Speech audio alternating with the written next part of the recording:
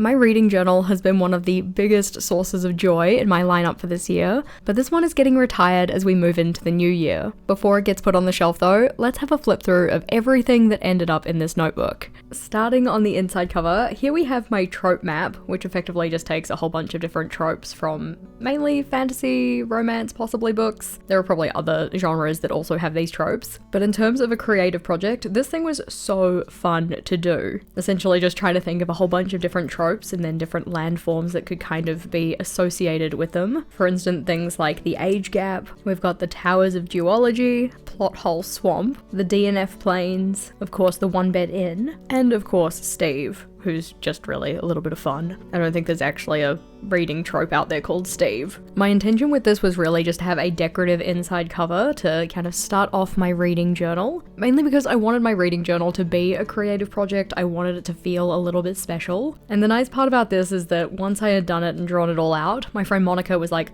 you have to sell that. You have to let other people have this map. So I did end up making it as a little product in my shop, which is linked in the description box. But it just makes me happy to turn to this page anytime I open up my reading journal and see all of the little bits and pieces. I know that some people have used it to actually colour in when they read something that kind of leans into that trope. I just have it here for a little bit of fun. After this one though, the first actual dot grid page in the notebook is taken up with page ideas. Now when I was planning out my reading journal, I was watching so much content online to get ideas for layouts I could include, but I didn't necessarily want to include all of them at once because I didn't want to overwhelm myself. What I decided to do then was just take any of the ideas that I hadn't yet set up, ones that I thought I might want to set up at some stage, and add them to this list here. This meant that anytime I wanted to make a new collection in my reading journal, I could flip back to this one and see the ideas that had already kind of piqued my interest. I can't say that I necessarily got all of these ones done, as you can tell by the fact that only 4 boxes are actually checked off. Some of them did get set up in my new reading journal though, and some of the ideas I've decided to just leave as ideas. Now in my regular journals, I don't use an index because things are kind of in chronological order, but because this one was mainly going to be eclectic collections, I thought that an index would be a good idea. I wasn't planning on doing any kind of reading reviews in here, I wasn't planning on having any kind of like monthly setups or anything, so having a reference page for where to find all of the different collections, that one was going to be necessary. Notably, I only actually wrote down up to page 59. I think there are a couple of things I probably could have added to this list, but I didn't necessarily have enough collections to fill the entire spread. For that reason, in my new reading journal, I've only included 1 page for the index. I just don't really feel like I need to very acutely specify where every single thing is in the notebook, but I stand by the choice to include it. Now, you will note that everything in this reading journal is set up with the same kind of color palette, a lot of brown, a lot of beige, a little bit of pink. Initially, I was just going to keep it to the kind of like quote start of journal setup, and I wasn't really too sure what I was going to do after that, but I was enjoying it so much that I just wanted to continue with it for all of the pages. Of course, that is also part of the reason why I'm moving into a new reading journal now, because I'm not necessarily sick of the beige, because I do think it looks nice, but I just wanted to try something a little new. But this spread here is for my rating system. Now, while I was using this reading journal, I was using the core pile system developed by G of Book Roast. In her system, for your fiction ratings, we have characters, atmosphere, writing, plot, intrigue, logic, and enjoyment. She does also offer a similar system for non-fiction ratings, but because I read a very specific type of non-fiction, I decided to just take the letters and change them to suit my own needs. So for that, I had credibility, accessibility, writing, payoff, individuality, logic, and enjoyment. For each of those different categories though, I would rate each letter out of 5 stars, with half stars included. We've got some little descriptors here so that I could help myself out. And we also have some little questions that you can ask yourself when considering that aspect or area of the thing you read. As time went on though, I did start to find this system a little bit tedious. It was really good for me at the start of rating my books because I wasn't really too sure about how to consider them, like what is the difference between a 3.5 star versus a 4 star, so having this kind of structure was really useful for that, and it also got me thinking about other aspects of the book outside of enjoyment. The problem here though is that a lot of the time when I'm reading, I am reading for enjoyment, so enjoyment is the thing that matters the most, but in this system, each of these categories is equally weighted. I also found that a slight issue was that I felt there was a lot of overlap between these different aspects.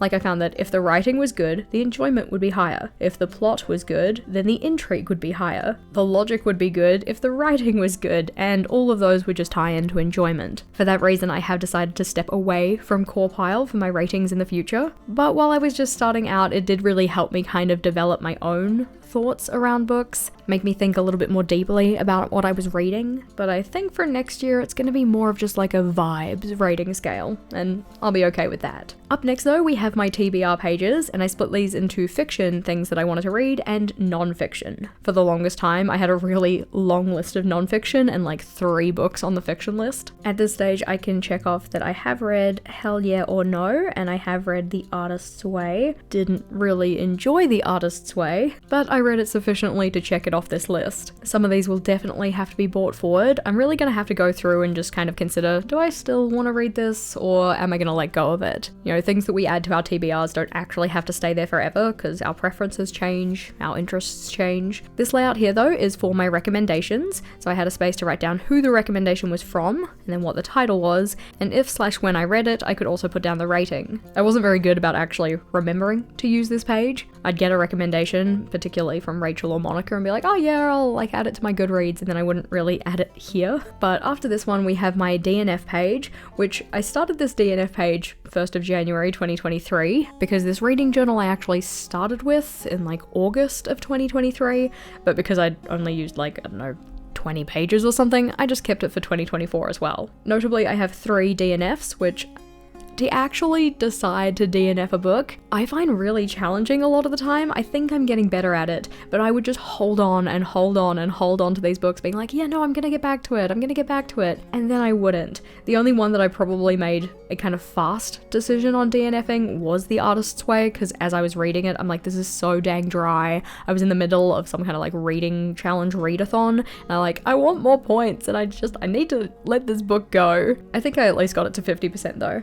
If we flip this one up, you can see we have a little sticker here that has the definition of the word finish. I just thought that was kind of cute for like a did not finish page. But after this layout, the next one we have is my space for just books read in general. So this was going to be my kind of running log of all of the books that I read, mainly because I thought I was going to be keeping this reading journal for so many years. In 2023, I read something like 25 books, I think. So I had decided that I had graduated to the level of reading enough to keep a reading journal. There's no actual requirement. Like if you read 1 book a year and you want to keep a reading journal, more power to you. I just felt like it was going to be like, I don't know, a distraction, or I'd like set up the journal and then I wouldn't use any of the pages and I'd feel really down on myself. That is distinctly not the case, since keeping a reading journal I actually read more. But anyway, because I was thinking like, okay, we're not going to do any reviews in here, we're really just setting up our kind of yearly challenge pages or like a summary page for the book club and stuff like that, you're going to be keeping this reading journal for many years. So we have my 2023 reads, which come to here, then we have 2024, we have a little Dutch door here, and then I had this much more space, thinking like, oh yeah, I'll just set up another spread later in the journal if I get to the end of this list. But then I started filling up the journal with a whole bunch of other stuff, and that's why I've decided I'm now going to a new journal for the next year. I don't really have enough space in this one to accommodate for the entire of 2025, but on this one you can see we have the date that I finished the book, we have the title of the book, and then the rating that I gave it.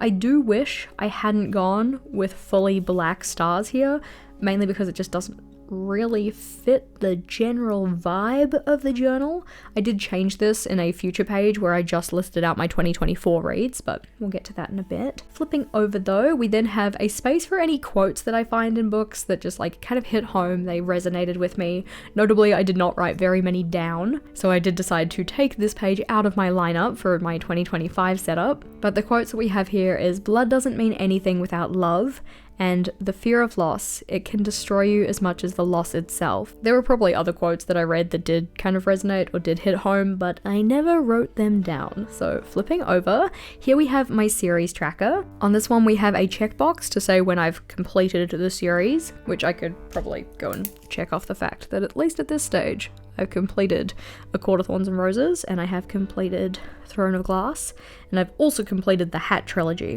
which is just a quality trilogy which I would recommend to anybody. But here I have the checkbox, I have the title for the series, and then on the other side I have a little dot for every entry into that series. Those dots I would start on the right hand side and work my way across. So you can see, for instance, like the Shadow Demon Saga, I've read the first book, so that's on the very right hand side of this layout, and then we have a little dot for each of the entries. I don't know if I actually have all of them in there.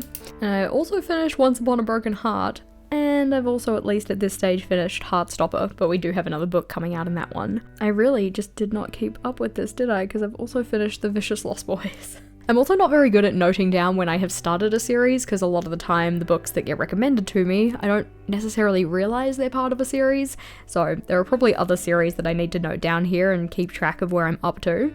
But on this side we have my stats page. Now I was not very good at actually remembering to record anything here. That's why it literally says from the 1st of January to question mark, because I don't know which books I had or hadn't recorded. While I liked the idea of keeping this page very simple, because I didn't want anything like too hardcore for stats, because I was just getting started with this, I didn't want to overwhelm myself, I do think it needed to be done slightly differently to be something I would actually keep up with. I also really love the visuals of little graphs, like little pie charts and all of that kind of thing, which notably this is just the data that you would then turn into that kind of graph, but I didn't have any way to indicate which books I had recorded on here versus which ones I hadn't, so didn't end up keeping up with that one, but that's okay. This entire thing was just a big experiment. I'm alright with that. We then have the alphabet challenge, but I made this specifically for 2023, so only recording the authors and book titles that went with each of the letters of the alphabet. I found that I read a lot of books that started with the same letters, which didn't really help,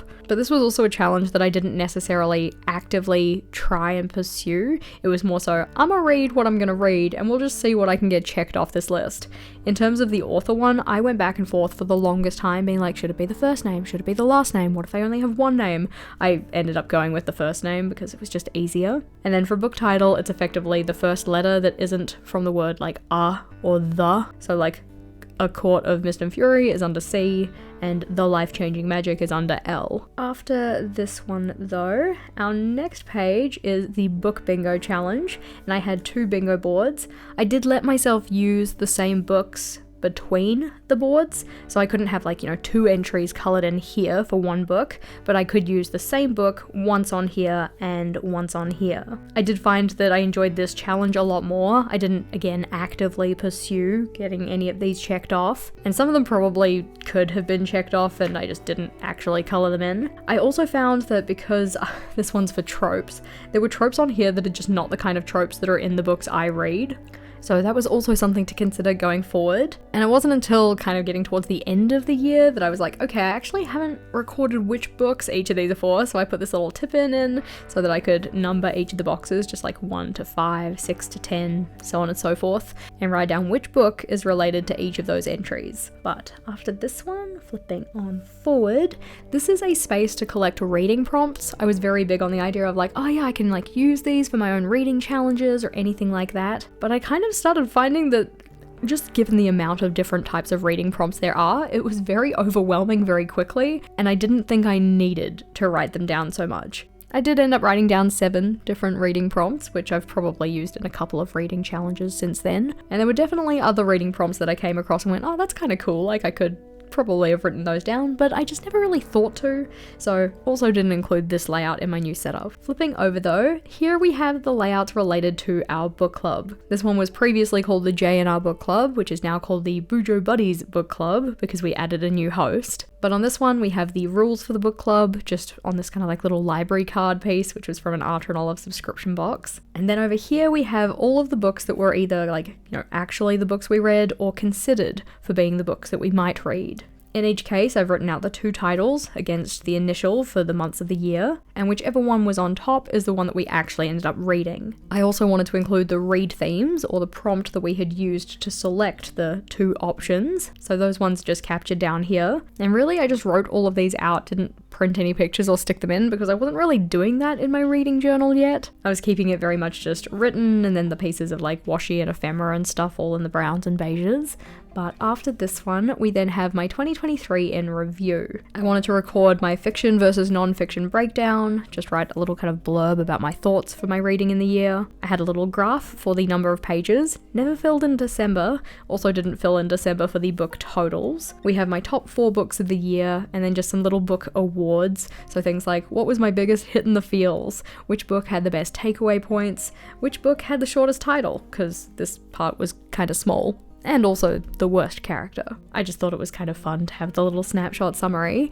And after this, I was just thinking like, cool, I'll, keep this for 2023 and then I'll set up for 2024 right after this. And then I got FOMO, and then I felt like I had to go and put in little book blurbs. Now, notably, some of the ones at the start of the year I didn't have a rating for. I didn't have a core pile breakdown because I wasn't really rating my reads at that stage. But after these initial ones, I do start to put in the core pile rating. You can see the system I use has 6 summaries per spread, so 3 per page. And for each of those, I like to offset where the covers are, just so that then in terms of bulking up in my journal, the bulking would be a little bit more even than if I put like all of the covers just on like one side of the layout or something like that. The general structure though is that each of them has the cover, we have the core pile rating down the side, so each of the letters and then each of the numbers out of 5, a little space to write a blurb, we have the star rating, and then the title and author in there as well. The general structure of this is pretty much exactly the same every single time, maybe with some slight differences in the blurb space, just so that I could stick some stickers in there for decoration and such. And I essentially did one of these for every book that I read in the year.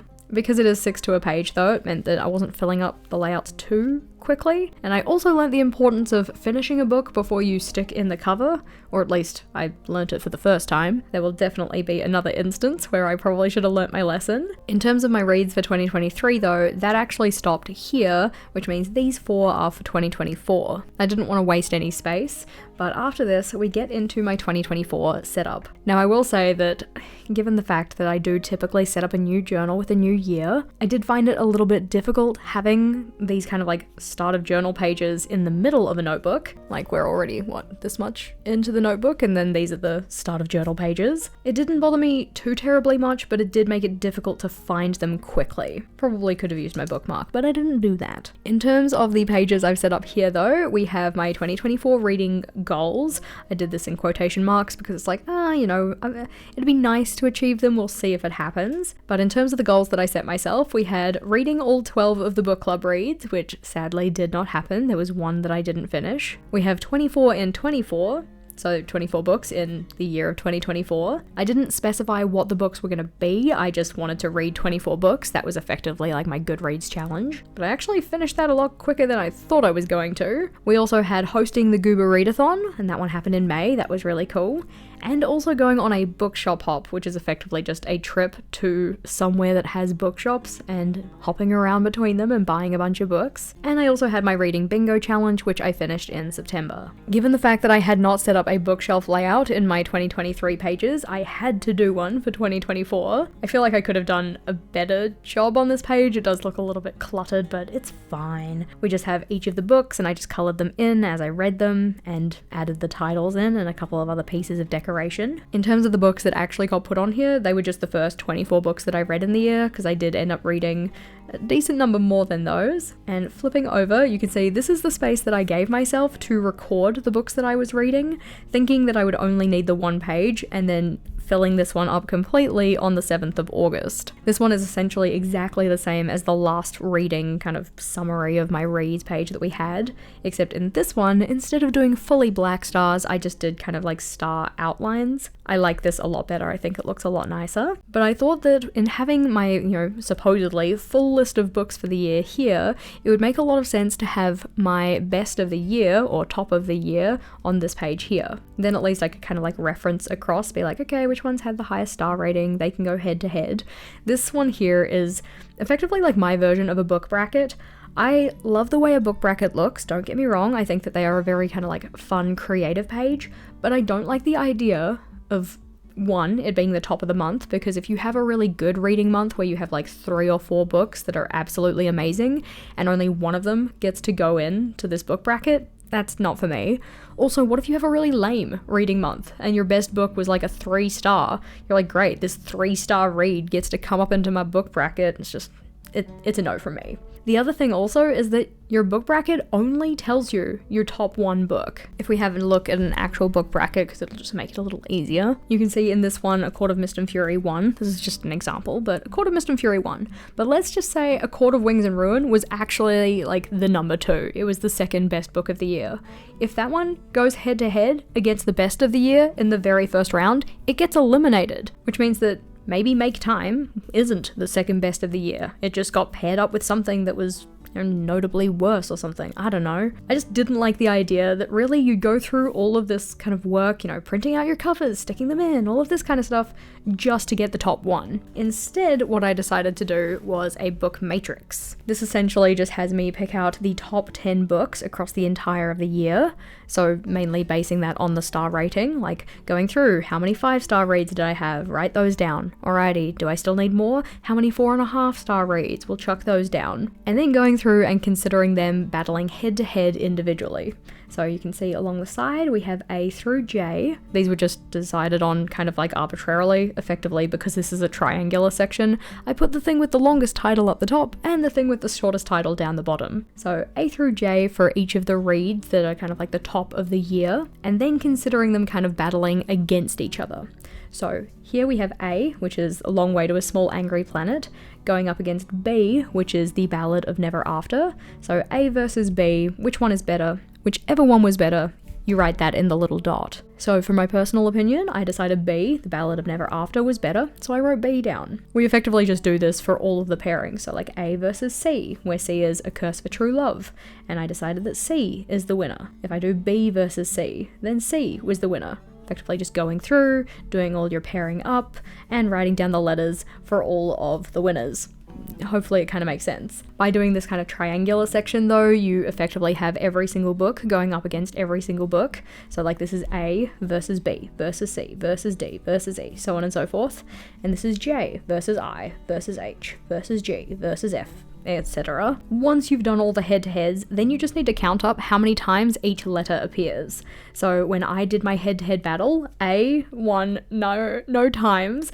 Like, A was good enough to be in the top contenders, but in terms of the head-to-head with everything else, A did not come out on top. Something like B though, that won the head-to-head battle 6 times. H won every head-to-head battle, which meant that H, Fourth Wing, was my top of the year. I just like doing it this way because you kind of consider each of them like one against another, which is kind of nice, and then just count up how many times it won to figure out the ordering. Plus then you get like a more definitive list of who was the best and who was the second best, the third best, or at least, based on my very subjective system. Flipping over though, the next layout we have are my book bingos for 2024, but this time I wanted a space to write down what the titles of each of the books were, so I made both of these little flip-ups so I could write the titles in, or in this case like a date, because that one specifically was for hitting my Goodreads goal. I like this system better. I just thought it was kind of nice to have them associated with each of the boxes without having to like number the boxes. But what I didn't like so much is that because this is just regular printer paper, it is very flimsy.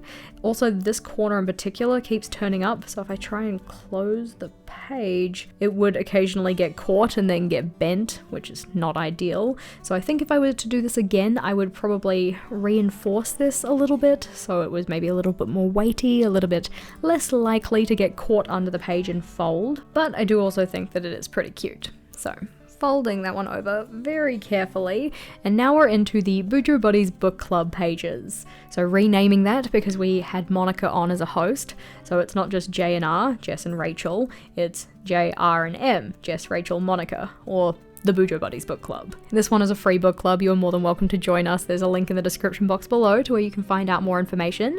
But on this one, we have the book club rules again. And I also wanted to have a summary of the reads. I really like this page. I've got this included in my new setup as well, because it's nice to just have like all of the little covers there and be like, oh yeah, memories. Like we had our meetings about these and which ones do people like, which ones do people not like so much, which one did I DNF and thus wasn't gonna attend the meeting outside outside of coming in at the start to say, yeah, I didn't finish the book, I'm sorry, I'll spin the Wheel of Sadness and then I'll go. The Wheel of Sadness made me buy Crocs because I didn't finish the book. And they were cute Crocs, but like, no, not gonna be wearing those. On the other side though, we have the head-to-head, so this is where I could write down who was picking the both theme and the reads, like putting those forward for the poll, and then which of the options won, just putting a little check mark to say yes, this was the winner, or a little cross to say no, this one wasn't the one we read. 2024 was also the first year of the Goober Readathon, which was a lot of fun. It was a little reading challenge that we hosted in May, and it had a bingo board where different boxes had different amounts of points. See a little point scale down the bottom here, and for any line that you completed, whether that's like horizontal, vertical, or diagonal, you'd get a bonus of 5 points. It was really fun hosting this reading challenge. I do wish that I had made a more kind of like in-depth setup for it. I initially only left this page in here as a way to plan the readathon, but then ended up doing all of that planning on scrap paper and like in a kind of shared document online, so just printed off the bingo board and stuck it in here. Didn't even note down which ones I actually completed, so wah wah. After this we have my reading stats page, and I was intending on coming in here at the end of each quarter and filling this in, but I think I'm actually going to fill it in as part of my kind of like end of year wrap up. So we have quarter 1, 2, 3, 4. I'm just going to record some statistics around like how many books I read, what types of books I read. I probably won't be able to do anything about like the format, like audiobook versus physical book or anything, because I just won't remember that. But after this one we have another spread for my 2024 in review. This one is going to end up very similar to the 2023 in review page that we have, so probably got some book awards, top of the year, that kind of thing maybe. I'm not too sure exactly about the structure, but we are going to have a video on the channel where we go and fill in both of these spreads together and get all of those statistics in there. Make sure that you're subscribed so that you don't miss out. Now technically I would have liked the review page to be the kind of end of my 2024 setup, because it felt kind of summative, you know, it's like wrapping up for the year, but I didn't do that. Instead I went on to put in an all-time favorites page, so any of the books that were like really standouts for me, the ones that I was like, oh my god, this like crown it, this is one of the best books I've ever read, I wanted those to go on here. They're not necessarily the best in terms of like this is like the peak of literary awesomeness or anything. It's more just like, I really loved this book and I want this in my like Hall of Fame. So if you're reading this list and you're like, are you sure about that? Just know it is all a personal opinion. Your books can be different to my books and that's totally okay. So we have the all-time favorites. I also wanted a space to write down any non-fiction topics that I might want to explore. I only ended up writing down 3, probably didn't need as much space as I gave myself, which is kind of like story of my life in this journal, I swear. But I'm not sad about it. It was fun to decorate the pages and get them set up and use them and all of that kind of thing, even if I didn't necessarily use them to the extent that I had hoped. Now, one of the things I struggled with when it came to the setup of my reading journal for 2024 was that I was finding I was spending a lot of time, effort, and energy on things I was reading. I was getting to capture those in things like reading challenges, stuff for our book club. I would, you know, write out like my bookshelf and do my little reading reviews and such, and I was having a lot of fun with it. But I was finding that because I was spending so much time on that, I wasn't doing other things, like watching TV shows, playing games, watching movies. So I did decide to put in a couple of layouts related to those things as well. Notably, first we have a space for my buddy reads, so just writing in the title and then who I was reading with. I think it would have been nice to expand this page to maybe like, what did everybody rate the book or something like that, but I didn't end up noting that information down. And because I had buddy reads, I thought it would be also fun to have buddy binges. So this would be like any kind of series of movies that me and my buddies were watching together, especially because we did specify that there were a couple of movie series or collections of movies we wanted to watch together.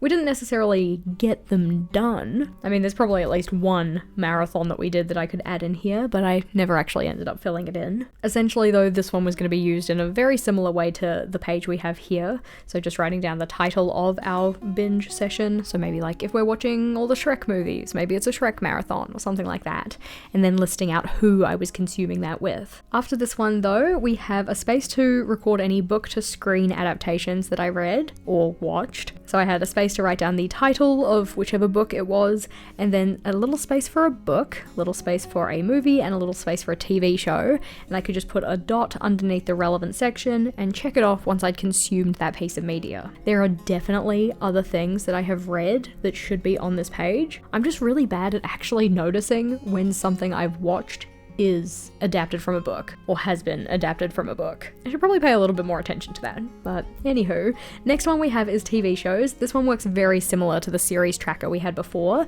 so just the title of the TV show and then the seasons on the side, building from right to left. This is also another one where I can check off when I've completed the series, but I'm always very weary about checking something off as complete until I know for a fact that it is actually fully released, and I don't necessarily know how many of these are fully released and or if I have finished them completely, so no check marks here just yet.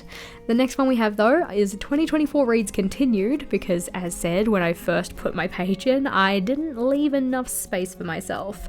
So I finished that one on the 7th of August, and then I had to add this page in for the ones that we have from then onwards. My reading definitely slowed down quite a lot towards the end of the year, and I've actually recorded the same book twice in here for some reason and given it a different star rating. I don't know how that happened, but it's fine. We have a list of movies that I wanted to watch, and I did see Wicked, so I can at least check that one off, and we can give it a star rating as well. I think I rated it 4 stars only because it was very sneakily a part 1. Didn't even get the full story. I haven't seen the production of Wicked, so I'm just like, ooh, I wonder what's gonna happen next. Don't tell me, no spoilers.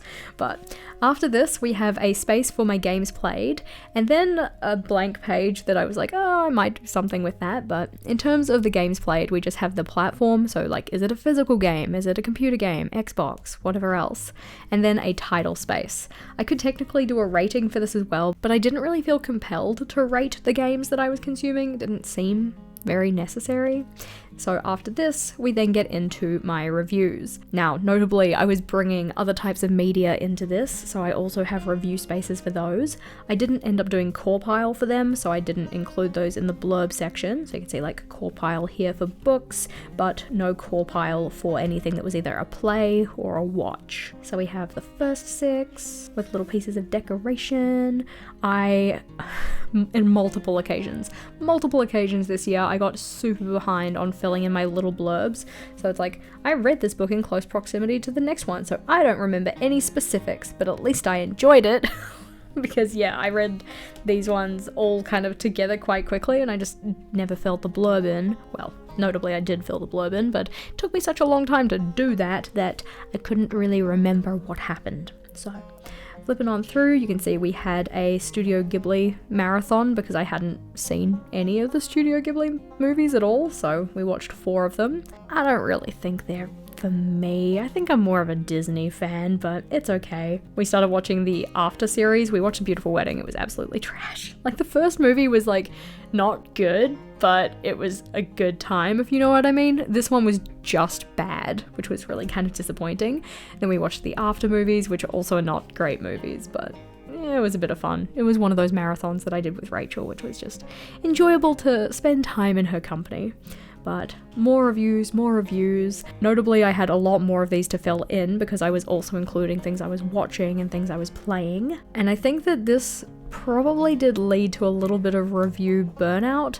Also, just as a note, like, I'm not reading a lot of these because I don't want to spoil anything for you. Most of them don't have major spoilers because I'm a little bit kind of...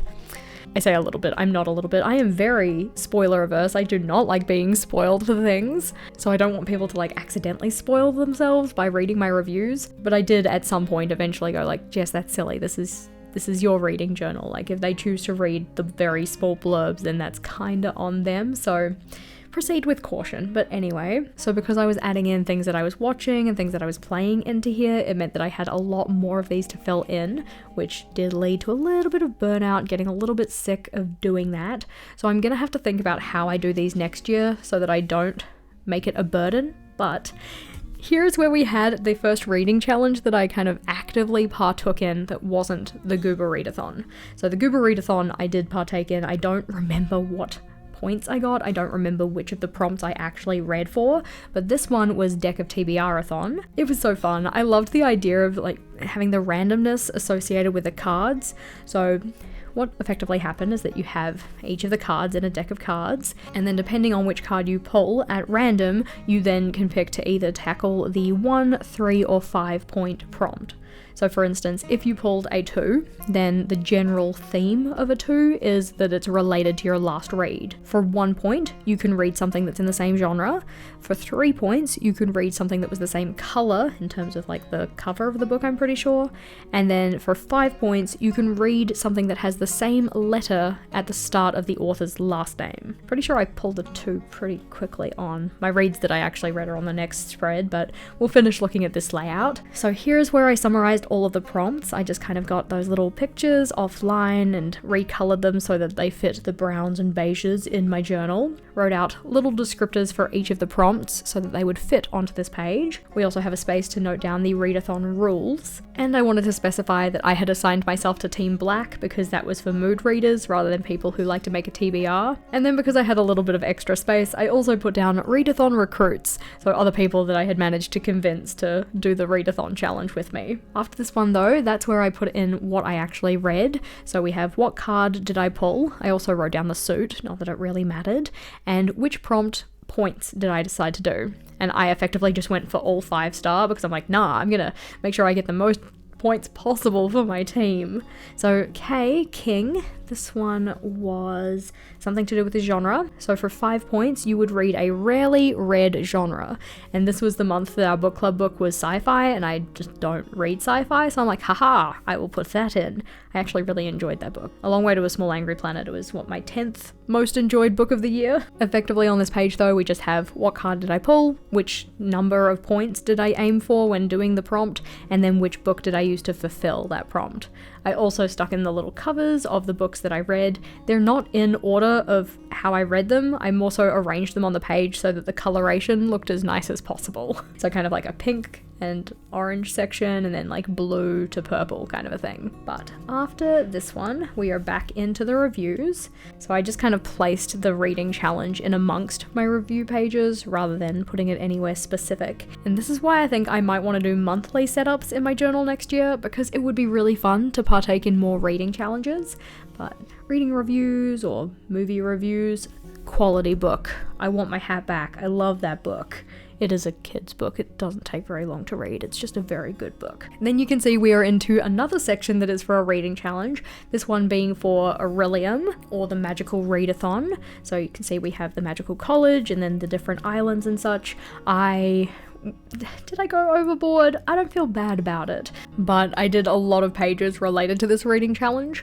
So we notably had the map of Aurelium, Aldea, which being the planet that we are all living on in this reading challenge. We then have the kind of description of Aldea and how Aldea kind of came to have magic or have heightened amounts of magic. After this, we then have my character, who's called Rain, and we have 3 of the key things you can decide on for your character. So we have the heritage, the province, and the background. So effectively like her race, her province being where she's from, and then her background being like, are you city dwelling or country dwelling kind of a thing. As part of designing your character, you can read books to essentially say like, this is my heritage, this is my province, yada yada.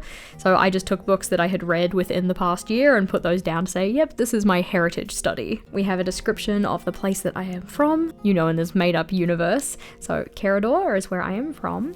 And then we have a little bit of a blurb about dwarves in general, but then we actually have to get to college, and to do that we take the novice path. Now, to actually get involved in the Magical Readathon, you don't have to do all of this. This was a challenge that was put together a little while ago, but I thought it would be fun to see which of the books I'd already read related to the prompts on the novice path. To actually complete the novice path, you only had to do 2 of the prompts, but I figured I'd see if I could find a book for each of them. I have read all of these, with the exception of the Inheritance games, which I would like to read. As part of the path to the college though, you come across different instances where something happens, and you can kind of choose how you would respond to it. And then depending on the selection of things you chose, these are all related to a particular symbol, and then that symbol can tell you more about your character, or effectively what schoolhouse you get sorted into. So after doing that, my character got sorted into the House of the Arcane. Each of the houses have a unique calling, a unique gift, that kind of a thing. I decided that my character's conduit, or item that channels their magical power, is the spellbook, mainly because I really liked the idea of my reading journal being the spell book. I just thought that'd be kind of cool, especially when you think about the fact that like this is the notebook that I have for my reading journal for next year, which feels very spell book. Once you've picked your conduit though, we can then go on to our kind of gear research, so you can do some research around that, like you can read books for that. So my spell book, you needed to read a book with at least 2 S's in the title, so I picked Queen of Shadows. And then you also get a special item, I guess, which is the unique gift. That's the one. So my unique gift is the Locket of a Clear Mind. So read a book in 4 or less sittings. I read that in 1 sitting, so I put that one down. Ah yes, here it is. The legacy items, or the unique gift. They've got a couple different items or different options. I just picked the Locket of a Clear Mind because it allows one to attain near perfect mental focus on the task at hand, no matter how scatterbrained they felt before. Rare is a problem that cannot be solved while wearing the locket. It can be safely worn for up to 1 hour a day. I'm like, oh my gosh, if I actually had one of these, I would get so much done. But it is a fantasy realm, so alas, I do not. I picked my calling, so I went with the Archmage, and then in picking your calling, or like your career that you're kind of studying towards, you then have particular books or particular classes you have to take, which give you prompts, which you then use to pick your books. So going with my Archmage, we then have the prompts that I had for the Spring Equinox, which I was actually taking up this challenge for the Autumn Equinox, so I again just picked books that I'd already read and tied them to each of the prompts. And then for the Autumn Equinox, I have a little flip out that says my list of classes, my list of prompts, and then these are the books that I was thinking about reading for each of those. So far, I have read A House of Bane and Blood. I started and did not finish Quicksilver. I have started Legends and Lattes but not finished it, and the rest of these I'm hoping to read before we get to the next Spring Equinox. Like technically speaking, you're quote supposed to do the challenge all in 1 month, but I'm effectively taking it as I will do the Autumn Equinox from September to the start of April, and then the Spring Equinox from the start of April to the start of September. Gives myself a little bit of buffer, but I still get to kind of enjoy the realm and the characters and just the creativity of it. G has done such an awesome job with that challenge. But flipping over though, I then wanted to get involved with another reading challenge, this one being TBR Harvest from Leandra, the TBR 0. It's effectively like a board game kind of style one. This one was Escape the Haunted House, with this reading challenge happening in October, so it's like a little bit Halloween-y, a little bit spooky. I hit the biggest reading slump in October, sadly, and thus the end of the year I have barely read anything. But making this haunted house was so much fun. We did it on like a 5-hour live stream. It has a whole bunch of little like skeletons and cauldrons and like Nosferatu hiding in the attic. It's just a very cute time. I'm also partaking in a reading challenge that she has for January called TBRathon. I'm very much looking forward to that. That one has a fantasy map though, so of course I had to draw a fantasy map for it. But in terms of actually getting out of the haunted house, we have the kind of schematic of how you can go about doing this.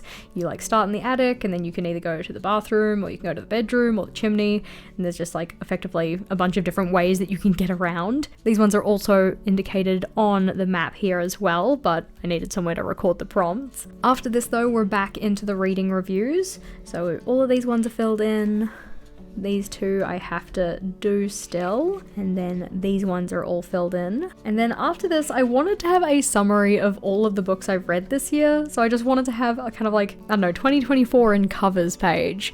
This is another one where I got quite particular about trying to arrange it so that the coloration looked nice. So this is not in order of how I read them, but more so we've got like our reds and oranges, moving into yellows, down to like green and blue, around to purples, pinks, and then there's just kind of like a stripe of very black covers along the side here.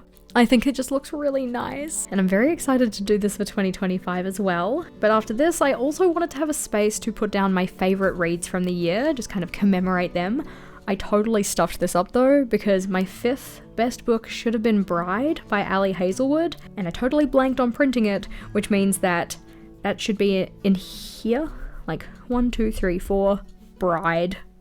6, 7, 8, 9, 10, but it is what it is. It's totally fine. You can see I do have some space in the back of my reading journal here, so I could have started 2025 in here, but in terms of number of pages, there are 62 pages left in the back of this notebook, and in my new notebook, I've already used up 42 pages.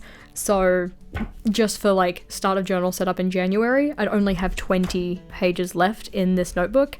It just made more sense to start a new one. Overall though, this journal was such a fun project that really helped me develop my reading and just brought a lot of joy. But for next year, I'm looking forward to going in with a different style. I did love the browns and beiges in here, but I'm excited to try something new for the new year. That journal is already set up and featured on the channel, so if you wanted to see which layouts got carried over and which ones got left behind, then this video is the next one to check out. I am so pleased with how that setup turned out, and I hope you like it too, so click or tap on that one and I'll see you over there.